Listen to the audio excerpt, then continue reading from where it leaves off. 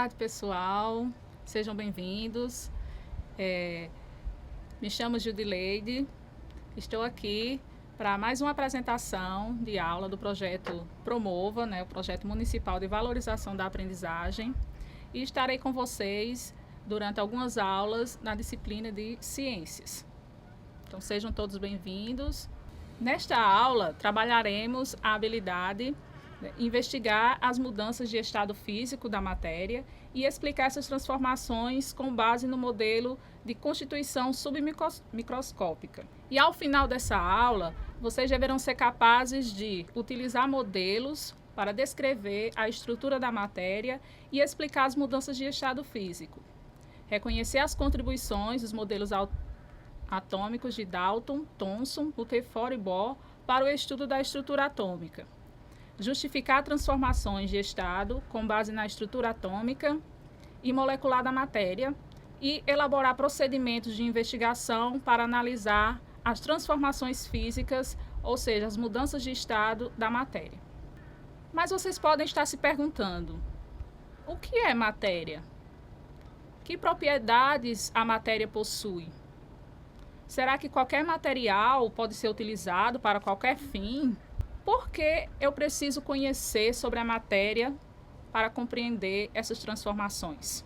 Bem, para definirmos o que é matéria, basta olharmos ao nosso redor para percebermos a variedade ou exemplos de matéria que nos cerca. Matéria, pessoal, é tudo aquilo que tem massa e ocupa lugar no espaço, certo? Então, uma cadeira, uma mesa, uma árvore, a água, o ar, que faz parte da atmosfera, tudo isso pode ser definido como matéria. Possui massa, volume e ocupa um lugar no espaço, certo? E qual é a constituição dessa matéria, Esses mesmos materiais, eles estão presentes em diversos lugares, em diversos contextos e de diferentes formas, Será que eu posso usar o mesmo material para qualquer fim, Segundo a teoria atômica de Dalton, toda matéria é formada pela associação de pequenas partículas designadas átomos, certo? A associação de átomos, através de ligações químicas, constitui a diversidade de matérias que conhecemos. Vamos utilizar, por exemplo, a matéria água. A matéria água ela é formada por moléculas de hidrogênio e oxigênio. E essas moléculas de hidrogênio e oxigênio, elas são constituídas por átomos, partículas eletricamente carregadas, que constituem e definem todas as propriedades da água. Como vocês podem observar aí na figura, para constituir a molécula de água, eu vou precisar de 2 átomos de hidrogênio e 1 átomo de oxigênio. Hoje é possível entender e compreender alguns comportamentos de alguns materiais, entender e manipular a radioatividade, a eletricidade de alguns materiais, produzir produtos de nossos interesses, graças à contribuição de filósofos e cientistas. Lá em meados de 450 a.C., filósofos gregos como Demócrito e Leucipo levantaram hipóteses de que tudo que fosse formado por pequenas partículas indivisíveis seriam denominados de átomos. Vocês verão em uma próxima aula, mais detalhadamente, toda a estrutura de um átomo, certo? Mas vamos continuar aqui. Então, esses 2 camaradas aqui levantaram a hipótese de que tudo seria formado por pequenas partículas indivisíveis, que eles denominaram de átomos, certo?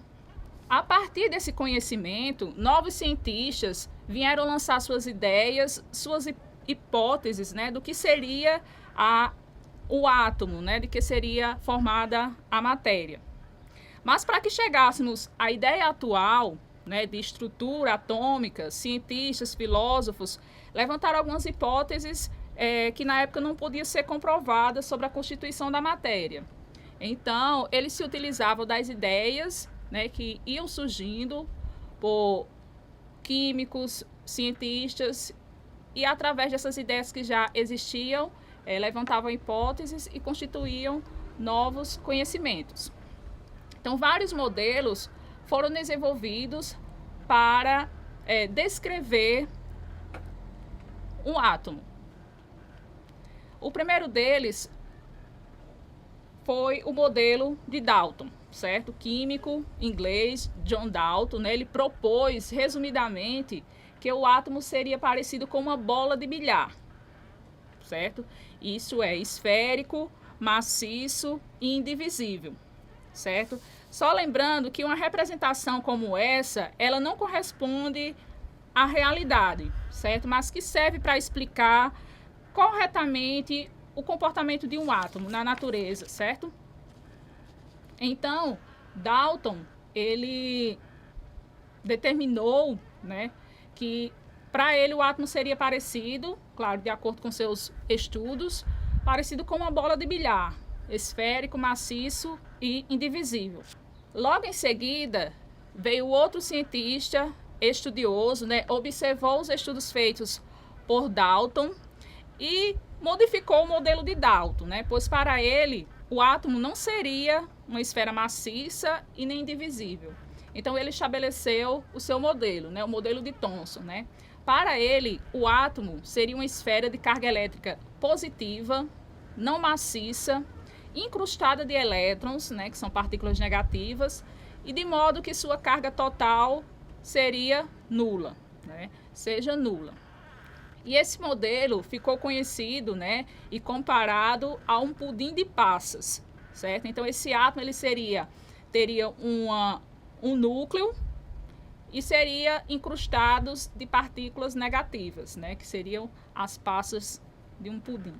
Logo em seguida, outro cientista, né, utilizando de suas hipóteses e seus experimentos e dos conhecimentos de outros colegas, né, diz que o átomo ele seria composto por um núcleo muito pequeno e de carga elétrica positiva, que seria aí equilibrado por elétrons, né, partículas negativas, e que ficavam girando ao redor do núcleo numa região periférica denominada eletrosfera, né? Então, o que Rutherford fez, né? Ele, em seu experimento, bombardeou uma finíssima lâmina, né, de ouro com partículas vindas de polônio, né? Vocês podem observar aí na figura, né, de um polônio radioativo. Ele observou então que a maioria das partículas elas atravessavam essa finíssima lâmina de ouro, certo? O que significa, né, que em uma visão submicroscópica, né, que o átomo ele deveria ter espaços vazios, certo?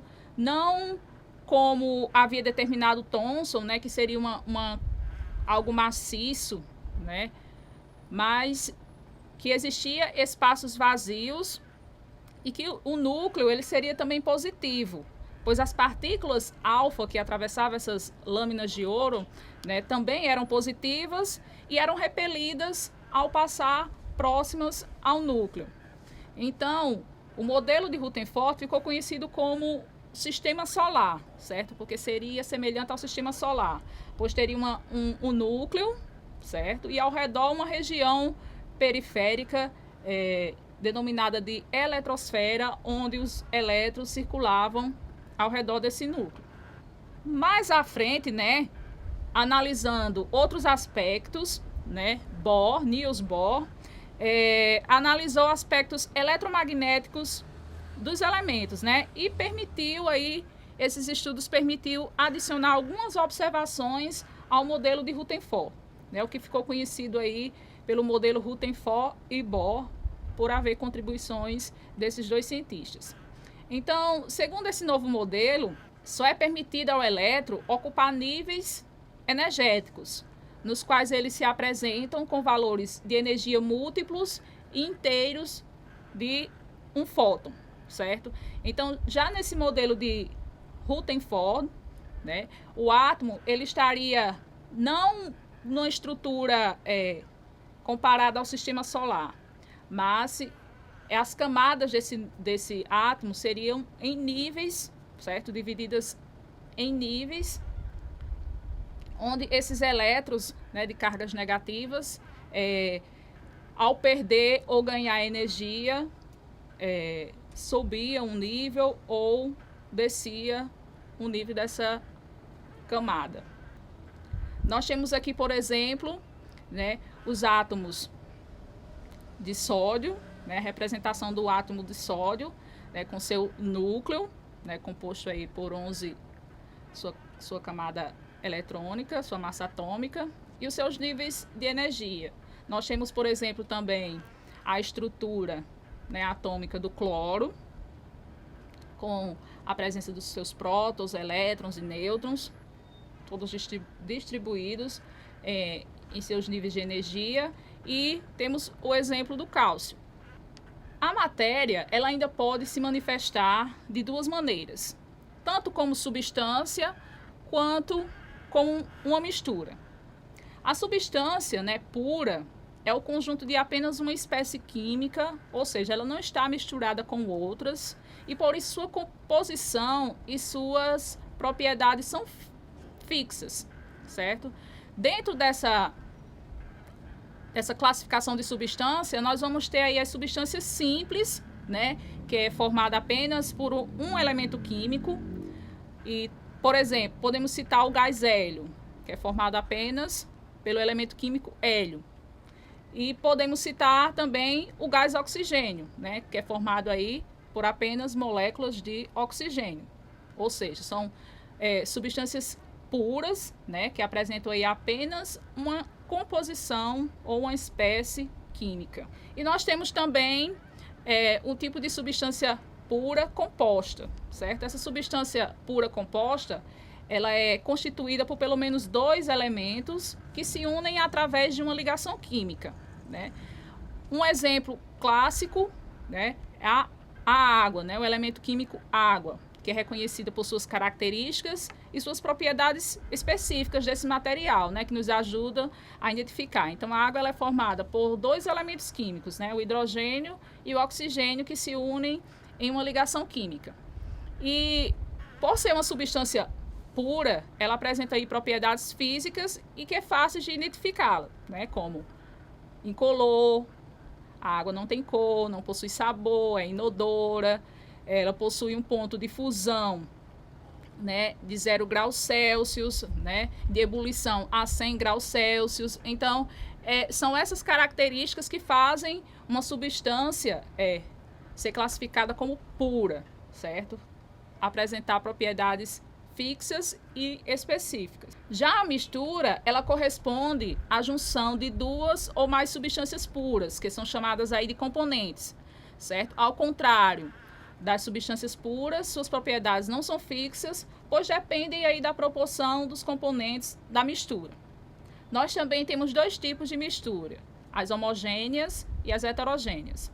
No caso das homogêneas, né, apresentam aí apenas uma fase, né, como por exemplo a solução aí do soro fisiológico, certo? É a mistura de água com cloreto de sódio, né, ou sal, que dá origem aí a solução soro fisiológico. Então, ela vai depender aí da quantidade, né, de solvente, de soluto que é adicionado para resultar aí nessa mistura.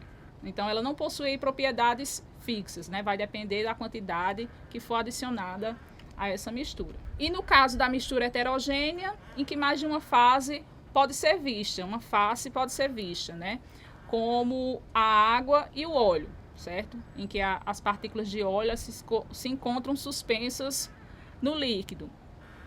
Mas, professora, eu estou vendo o óleo aí no fundo do recipiente, mas ele não consegue se dissolver na água, certo? Então, aqui é uma mistura heterogênea. A gente é capaz de ver tanto a água quanto o óleo separado, certo? Mas qual a relação que existe entre matéria e energia? Nós sabemos que matéria é tudo aquilo que tem massa e ocupa lugar no espaço. E energia? A energia, ela é utilizada para transformar ou movimentar essa matéria, certo? Então, tudo aquilo que no universo não é classificado como matéria, trata-se de energia, certo? Então, por exemplo, nós vamos ter a energia química, é a energia liberada ou formada a partir de reações químicas. No caso da combustão de um fósforo, no caso da condução de energia realizada pelas pilhas. Nós temos a energia elétrica, né, que é o movimento dos elétrons, né, ou partículas carregadas, que levam a energia de um lado para o outro. O que acontece ao colocarmos, né, um aparelho em uma tomada, né, aí há um movimento elétrico, né, de partículas carregadas. Nós temos também a energia térmica, que está relacionada à temperatura, né? Ou seja, quanto mais quente um objeto, mais energia térmica há nele, certo? No caso, ao colocarmos uma panela ao fogo, certo? Ela vai receber aí energia, né, térmica e passar essa energia térmica para o objeto, né, a água ou a comida que esteja ali naquela panela. E nós temos também a energia nuclear, né, que está associada a mudanças na constituição do núcleo de um átomo, certo? O exemplo típico é a fisão nuclear, né, quando um nêutron ele atinge o núcleo de um átomo, dividindo esse átomo em partes, né? E essa energia que ligava os prótons e nêutrons é liberada na forma de calor, certo? É produzida então energia nessa reação de fisão nuclear. Nós temos a energia mecânica, né, que é a capacidade de um corpo em realizar trabalho e corresponde à soma da energia cinética, produzida pelo movimento dos corpos, com a energia potencial elástica ou gravitacional, produzida por meio da interação desses corpos. Um exemplo é ao lançarmos uma flecha, certo? Existe aí a soma da energia cinética, né, do impulso, né, do movimento, e a energia da potência, né, do lançamento dessa flecha, e a energia gravitacional, ao lançarmos um objeto, né, de certa altura até alcançar o solo. A matéria, né, ela apresenta 3 estados físicos, certo? E é essa energia que faz com que essa matéria ela sofra transformações, tanto físicas quanto químicas, né? Aí eu pergunto, vocês saberiam explicar as diferenças que existem na organização das moléculas do átomo em cada um dos 3 estados físicos? Observando essa figura, por exemplo, eu tenho uma matéria em estado sólido, em estado líquido e em estado gasoso. Observando a figura, eu posso dizer que a molécula no estado sólido ela está um pouco mais arrumada, né? As moléculas do estado líquido estão um pouco mais soltas e as moléculas do estado gasoso estão mais espalhadas, né? Então, o que explicariam então essa organização desses átomos, né? Então, o movimento das moléculas, ele é um aspecto que está intimamente relacionado ao estado de agregação das mesmas e assim ligado diretamente ao estado físico em que ela se encontra, né? Então, quanto maior o nível de energia, né, seja em forma de temperatura ou energia mecânica, energia cinética, quanto maior for o nível de energia, maior será a agitação dessas moléculas e menor será a interação entre elas, certo? Então, em uma matéria de estado sólido, né, eu vou ter uma temperatura menor, né, uma agitação molecular menor e, consequentemente, uma interação maior, né? Então, essas moléculas elas estarão mais unidas umas nas outras, né? Diferentemente das matérias de estado sólido, né, e gasoso, que vão precisar de uma energia maior, né, para se interagirem, né? E essa agitação molecular faz com que a matéria líquida e a gasosa têm as suas configurações, né, específicas. Falando de cada uma aqui especificamente, né, no estado sólido, as partículas são mais próximas, né, umas das outras, porque existe aí uma grande força de atração, uma grande interação entre elas, né. Vocês podem observar aí na figura, né, que as partículas que formam um material em estado sólido, elas não podem se movimentar, elas estão coladinhas umas nas outras, elas apenas vibram, né, em posições fixas, né, por isso o volume e forma são bem definidos. Por isso que eu não posso pegar um material de estado sólido, uma caneta, por exemplo, e torcer, né, essa caneta, né? Não é algo maleável, porque esse material, por ser sólido, né, essas partículas vão estar bastante unidas, né? O que caracteriza, né, o material sólido ser rígido, né? Como, por exemplo, também a pedra de gelo, né? A organização das moléculas estão todas lá fixas, sem se movimentar.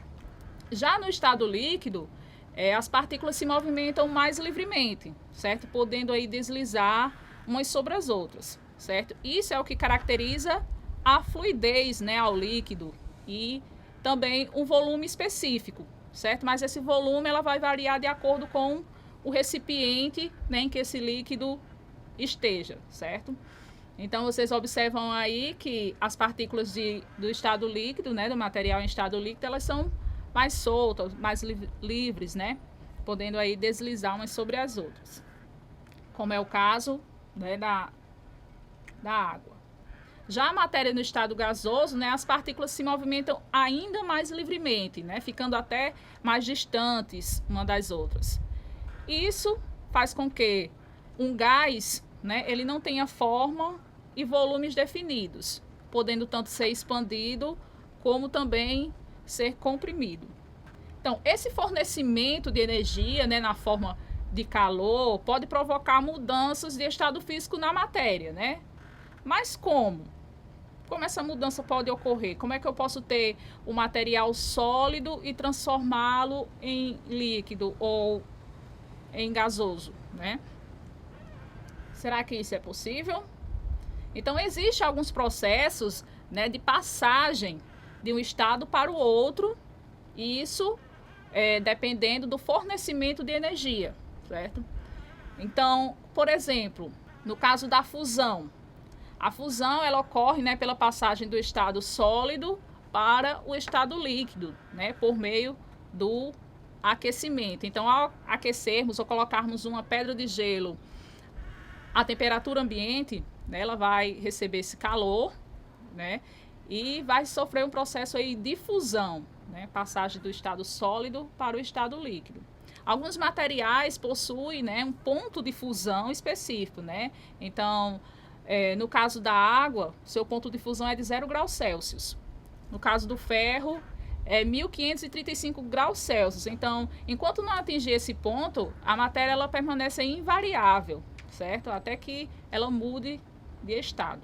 Já no caso da solidificação, ocorre o processo inverso ao da fusão, né?